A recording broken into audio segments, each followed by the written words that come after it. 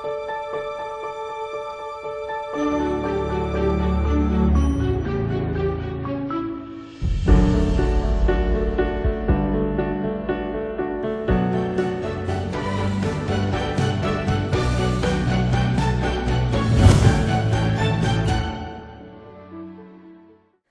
байцгаана уу? Энэ үдшийн нэвтрүүлгийг үзэж сонсож байгаа үзэгч сонсогч та бүхэндээ энэ үдшийн амар амгаланг хүсье.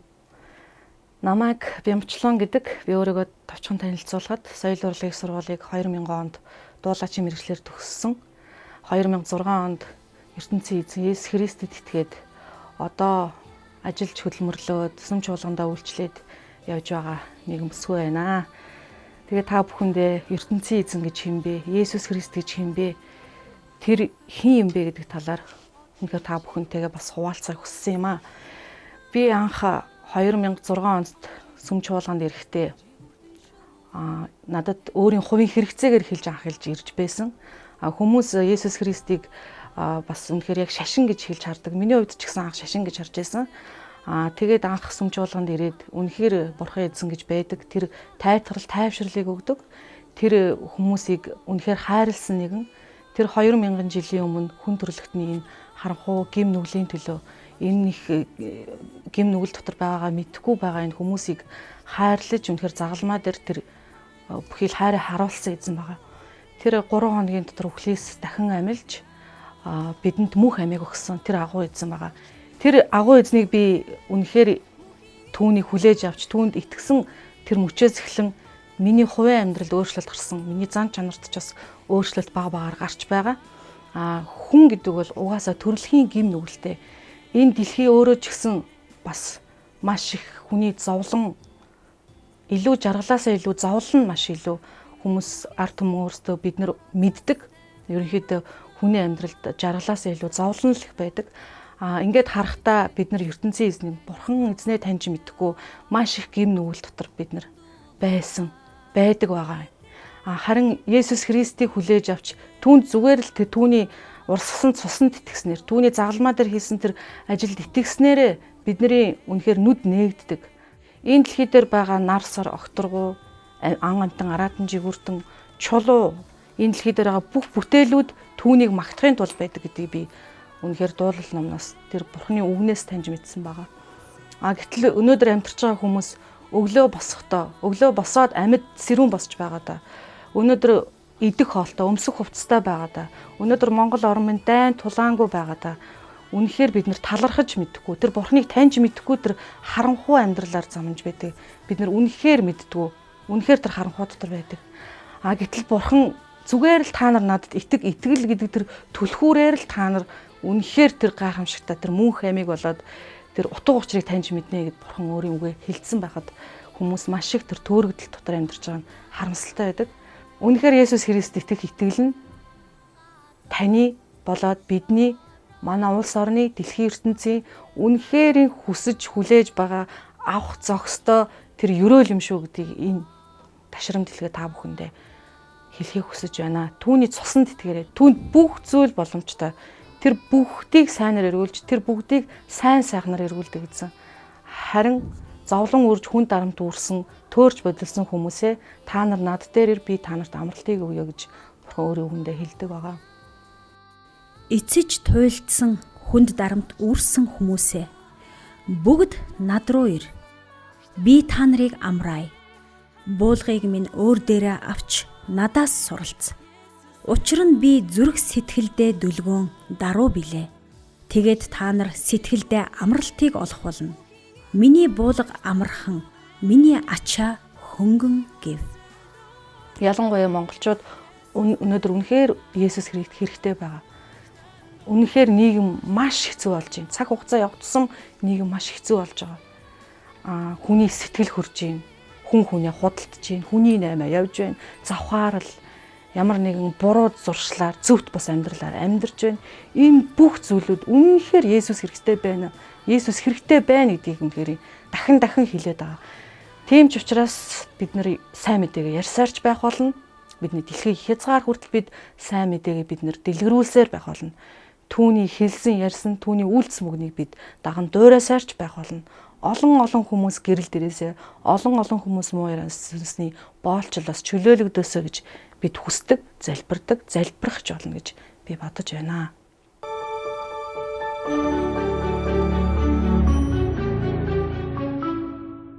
Бурхан өөрөө энэ дэлхий дээр ирэхдээ бидний үнэхээр авралын төлөө бидэнд ямар их хайртай, хүн төрлөختөнд хүнд ямар их хайртай гэдгээ үнэхээр илэрхийлэн ирсэн тэр агуу нэгэн, тэр эрх мэдэлтэй нэгэн байгаамаа. Тэгээд бид нэр залбирахтаа ч Есүс Христийн нэрээр залбирдаг. Аливаа зүйл дээр нэхэр түүний нэрээр, түүний эрх мэдэлтэй нэр дээр бид итгэлээрээ аливаа үйлчлэлийг, аливаа залбирлуудаа бид нэр хийдэг байгаа. Тэгээд үнэхээр бидэнд та нар явж миний хийж байсан тэр усан баптизмын хүртээ миний хэлж ярьж байсан зүйлийг та нар гүйцэлдүүл, дэлхийн хязгаар хүртэл та нар намайг тунхаглаа гэж үнэхээр тэр айлцсан байдаг. Библиэд их эзэн хэлэхдээ одоо та бүхэнд энд би чангаар уншиж өгье. Матай 28:18-аас Есүс ойртон ирээд тэдэнд Тэнгэр газар дээрх бүх эрх мэдлийг надад өгсөн. Иймээс явж бүх үндэснийг дагалдагч болгох тун.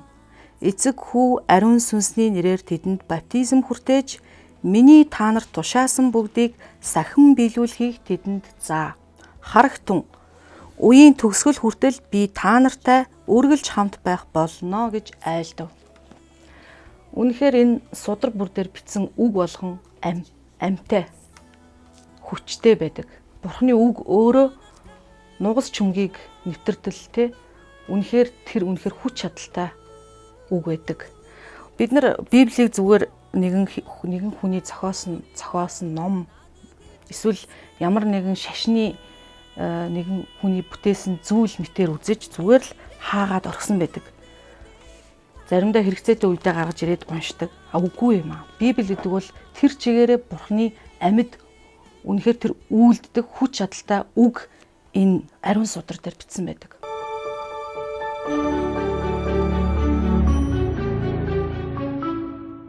Эрэгтэй эмэгтэй хүмүүсийг Бурхан бүтээж гэр бүлийг анх бий болгож ирсэн. Хамгийн анхны нэгж гэр бүл.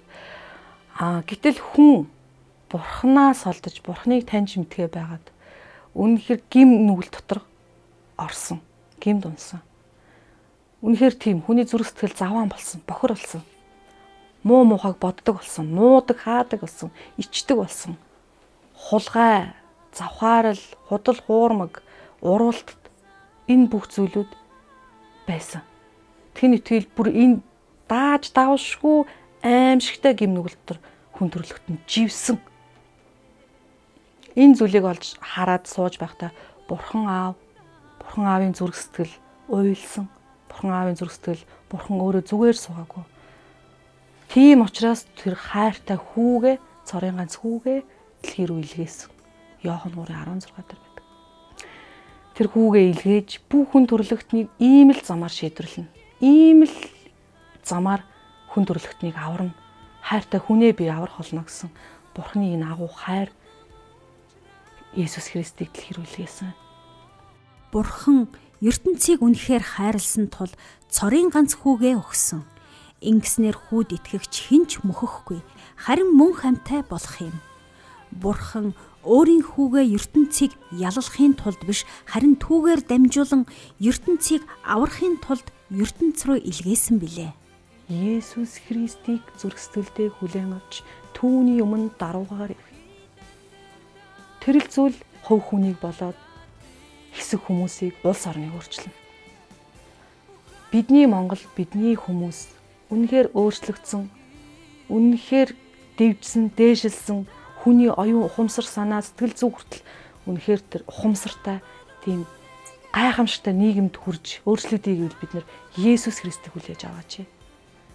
Түүний үеийн дагуу амьдраач гэж л хүснээр байна. Яа тэгвэл Есүс Христийн ирсэн зорилго түүний хайр, Бурхан аавын хайр, Бурхан аавын зүрх сэтгэл хүний төлөө байдаг. Хизээж ялгарлагдаггүй. Тэр тийм энэнд илүү хайр өгье, энэнд нэг тийм хайрыг өгье. Эний амьдралыг ингээд явуулъя, тэрийг ингээ гэсэн Бурханд хизээж тийм алаглан үзэл Бурхан аавын зүрх сэтгэл байдаггүй. Яг адилхан хүн төрлөختнийг хайрладаг. Яг адилхан хүндрэлтнийг энэ хэцүү байдлаас гаргахыг Бурхан Аавын зүрх сэтгэл хүсдэг байна.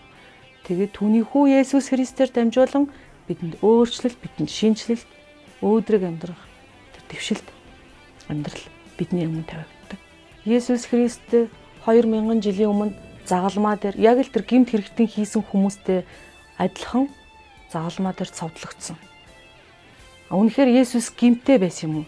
Үнэхээр Есүс Христ тэгвэл гэмтээ болоод загалмаа дээр цовдлогдож байна уу гэсэн тийм үнэхээр асуулт байж магадгүй. Гэтэл Есүс Христ ямар ч гим нүгэлгүй байж иж, ямар ч буруу зүйл үйлдээгүй байж иж тэр хүмүүсийн юм, тэр израильчуудын юм, тэр хүмүүсийн юмд бороод гагцсан. Нэгдүгээрт тэр хүмүүс атаархсан. Атаархлын хүмүүсийн гим нүгэл бүр дээд зэгтээ тулсан учраас түүнийг үнэхээр буруутгаж, түүнийг гүтгэж, түүн дээр бүх зүйлийг тогсон. Энэ зүйл бол Бурхан эзний өөрийн төлөвлөгөө байсан.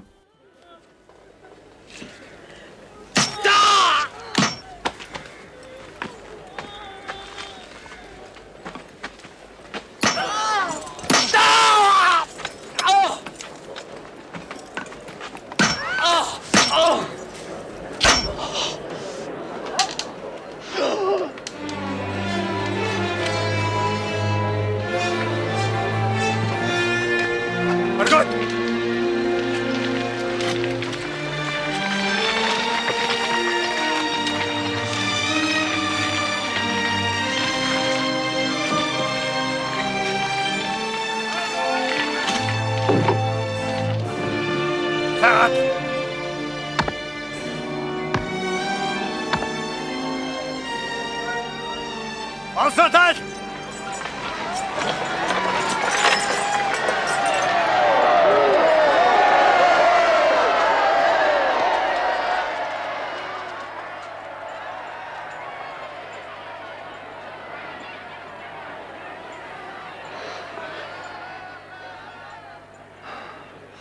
Аава юу хийж байгаагаа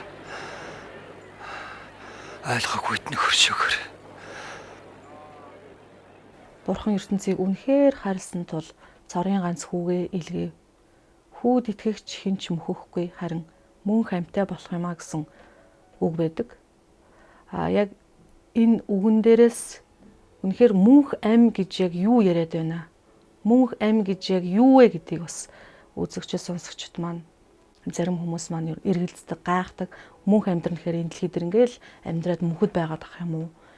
Эсвэл тэр мөнх ам гэдэг чинь яг яадын гэд сонирхож байгаа хүмүүс, гайхаж, асууж, мэдмээр санагдаж байгаа хүмүүс маш олон байна.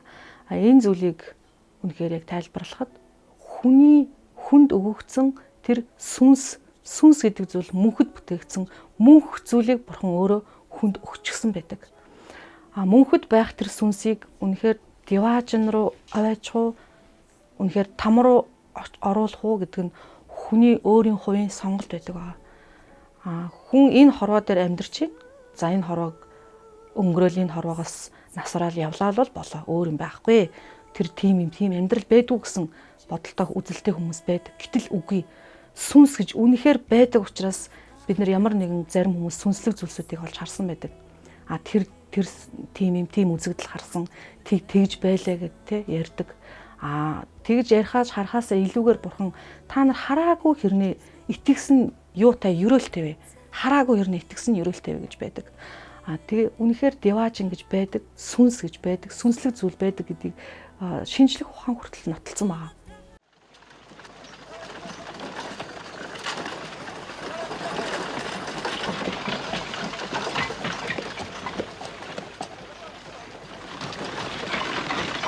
Ариун багшаа, би явал мөнхийн амьдралыг олж болох бол Та намайг ариун гэв. Тийм ээ, ертөнцийн эзэн үнэхээр ариун. Бүү завхаар. Хүн бүү ал. Худал бүү хэл эцэгхээ хүндлэгсэн хуулийг та мэднэ үсттэй. би харвагаас л тэр хуулийг чинь дагсан хүн шүү дээ. Та хөрөнгөө зараад мөнгөө ядуусдаг. Тэгвэл ертөнцийн эзний усаас их баялаг авах болно. Тэгээд намайг даг.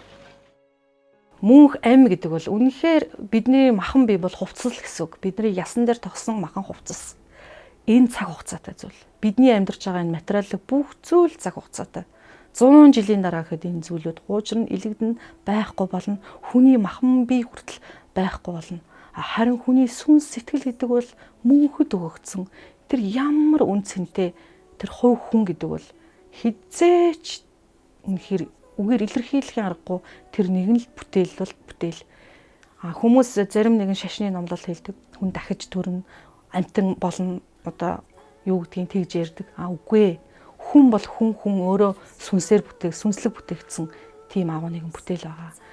Тэгээ та бүхэн үнэхээр мөнх ам гэж байд юм аа. Мөнх ам гэж байдаг учраас ариун судар дээр би та нарт мөнх амийг өгнө. Тэр Есүс Христ итгэсэн тэр мөчөөсөө та нар мөнх амийг авах болно гэж хэлсэн байдаг. Үнэхээр тэр амар тайван өвчин зовлонгүй тэр бурхантай хамт диваажнд байх эрхийг авна гэсэн үг. Тэгээд тэр үргэлжид хизээж дуусахгүй тэр мөнхөд байх тэр амьдралыг мөнх ам гэж хэлж байгаа.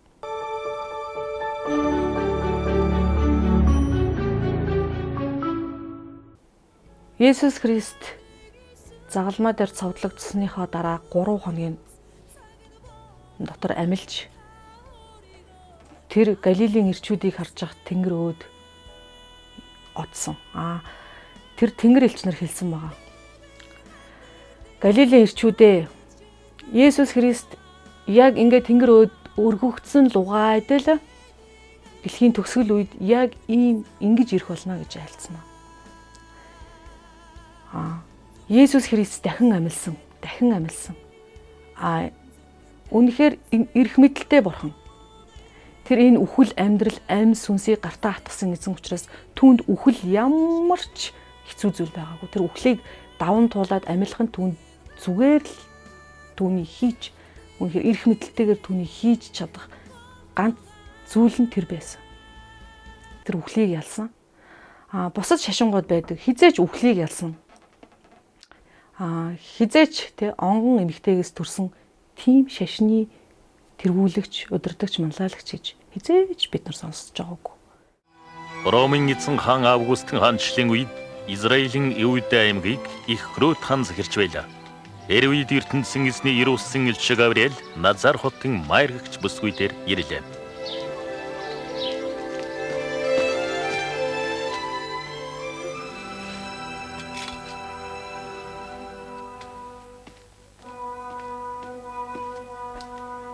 Мария, битгий. ертөнцийн эзэн таныг онцгойлон сонгожээ. Та удахгүй жирэмсэн болно. Гарах үедээ Иесус гэдэг нэр өг. Эр хүнтэй ордч үзээгүй би. Яаж жирэмсэн болох? Хүү чинь ертөнцийн эзний хүү юм. Тэр хүү мөнхийн хаан тулсыг захирна. Бурхан өөрийн тэмдгийг харуулахдаа тэр онгон эмэгтэйгээс төрсөн. Онгон эмэгтэйгээс. Энэ дэлхий дээр онгон эмэгтэйгээс төрсөн нэг ч хүн байхгүй. Харин төгс эзэн, нэг талаараа төгс хүн байсан, төгс бурхан Есүс л онгон эмэгтэйгээс төрсөн. Нэг хоёрт гэвэл тэр үхлийг ялсан. Бусад шашныг тэргүүлэгч удирдагч нар үхлийг даван гарч ирж чадаагүй. Тэд бүхэл хүний амьдралаар амьдарч тэр нас барах тэр цагта энэ хорвоогоос яваад эргэж ирээгүй. Тэд хаана байгаа? Тэдний сүнс хаана байгаа? Тэд хаана байгаа? Хэн бурхан л мэдчихэж байгаа. Харин Есүс Христ үхлийг амилсан. Үхлийг ялан амилахдаа үнэхээр өөрийн бүтээл болсон хүн төрлөختөндөө тэр итгэл найдвар хайр болоод эрх мэдлийг бүх зүйлээ өгсөн. Тэр хайраа асгасан, тэр үхлийг ялсан. Энэ зүйлээрээ үнэхээр энэ ертөнцийг бүтээсэн агуу бурхан түүнд чадахгүй, мэдэхгүй зүйл гэж байхгүй. Тэр бүх зүйлийг бүтээсэн эрх мэдэлтэй нэгэн гэдгээ тэр харуулсан байна. Бидний эзэн Есүс Христ хувь хүнийг бүрийг надтай харилцаатай байгаасаа над руу хандан бүх асуудлаа өргөөсөө миний хүү, миний охин над руу харан одоо яг тулгамдаад байгаа зүйлээ надад хэлээсэ гэж хүсэмжлэн таны хажууд яг харж зогсож байгаа. Тэр хаасайг оршигч нэгэн. Түүний хязгаар бол түүнд хязгаар гэж байхгүй. Бүхэл талбар дээр түүнийг хараа, түүний чих, сонор байдаг. Та яг одоо үнэхээр Есүс Христийг хүлээж авахыг хүсэж байна уу? Та үнэхээр Есүс Христийг одоо өөрийн аврагч бурхан эзнээ болгохыг хүсэж байна уу? Тэгвэл та яг энэ цагт надтай хамт түүнийг хүлээж аваач. Хүлээн авах залбирлыг хамтдаа хийхийг хүсэж байна. Хамтдаа эхлэе. Түүний өмнө зүгээр л ирнэ. Зүгээр та найз нөхдөдөө ярьдаг шиг, та зүгээр ээж аавтайгаа ярьдаг шиг, та зүгээр л түүний өмнө яар. Та өөрийнхөө дотн найз залуутайгаа, найз эмэгтэйтэйгээ ярихдаа бүх сэтгэлээ онгойлгоод ярьдаг шиг, та энэ цагт зүгээр л түүний өмнө ирээд түүн рүү хамтан залбир. Яг энэ цагт бүгдээрээ хамтдаа залбирая. Түүний өмнө ирээд анхаарлаа төвлөрүүлэхийн тулд бид нүдэн андаг. Анхаарлаа төвлөрүүлэхийн тулд энд ямар нэгэн зүйл байхгүй. За бүгдээрээ ирээд залбирая. Оргуу хоосноос орчлон ертөнцийг бүтээгч цорын ганц амьд бурхан эзэн аав минь ээ. Бид энэ цаг мөчид таны өмнө таны нэрээр таны нэрд итгээд таны өмнө ирж байна. Их эзэн аав минь ээ. Та намайг ээж минь намайг төрүүлээд их минь намайг төрүүлж байх тэр мөчид их минь намайг үнэхээр тэр хөвлөдөө олж байхаас ихсүүлээд та намайг харж л байсан. Миний амьдралын өнгөрүүлсэн амьдралын зам одоо болж байгаа амьдрал ирээдүйд болох бүх зүйлийг та мэдчил байгаа бурхан аваа. Яг энэ цагт итгэлээрээ ирээд таны өмнө бид хамтдаа ирэн таны өмнө сууж байна. Гим нүгэлтэй сул дорой бидний гмийг та өөртөө үүрэн 2000 жилийн өмнө урсгасан загалмаа дээр хийсэн тэр үнэхээр цуснд бид итгэж байна. Тэр шийдвэрийг бид энэ цагт гаргаж байна. Яг одоо ч хүртэл таны үг, таны цус хүчтэй гэдгийг энэ цагт бид тунхаглаж байна. Эзэн Есүс, яг энэ цаг мөчөөс эхлэн та бидний амьдралыг удирдаач. Яг энэ цаг мөчөөс эхлэн та биднийг өөрчлөөч. Баг багаар, цаг цагаар та биднийг өөрчлөн шинжилээч. Бас та бидэнд өөрийгөө илчлэн харуулаач. Та ямар гайхамшигтай цорын ганц бурхан гэдгээ та яг энэ цагт надтай хамт залбирч буй хүмүүст итгэлээрээ тань руу зүрхээ нээсэн яг одоо тань руу хандан залбирч байгаа тэр хүннийг бүр дээр эзэн та өөрийн ариун сүнсээр хүрч та уулзаач. Есүс Христийн нэрээр бид хамтдаа гуйж байна. Амен. Сайн мэдээ нэвтрүүлгийн талаар илүү ихийг мэдхийг хүсвэл 75 75 95 тэгтэг 75 85 95 тэгтэг утсаар бидэнтэй харилцсан уу? Тус нэвтрүүлгийг harulan.com вебсайтаар үзэх боломжтой. Дараагийн дугаарт пастор Цоломонбаатарын оролцсон сайн мэдээ нэвтрүүлгийг хүлээн авч үзээрэй. Есүс Христ таны амьдрал болон гэр бүлийг чинь эвээх болтугай.